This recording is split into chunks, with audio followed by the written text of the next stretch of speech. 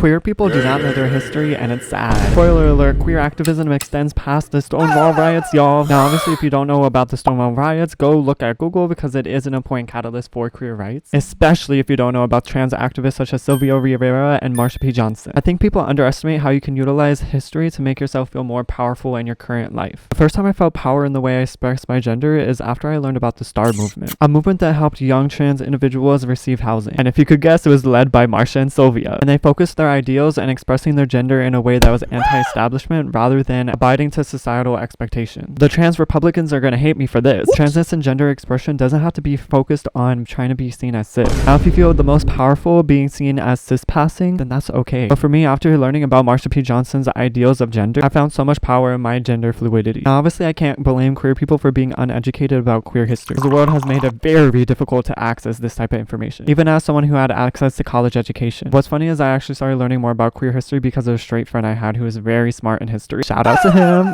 But all that to say, in the age of social media that rarely highlights trans and queer people outside of traumatic and deadly situations, I really encourage you to learn some queer history so you can see how people in the past utilize their queerness to be in a position of empowerment rather than feel less than because of who they are. If you have any recommendations of where to start, please leave them in the comments. Let's not underestimate the power of community, y'all. And if you're a gay person that hates on trans people, let me remind you we have rights because of trans women of color. Thank you. Anyways, y'all, I'll see y'all later. Trust.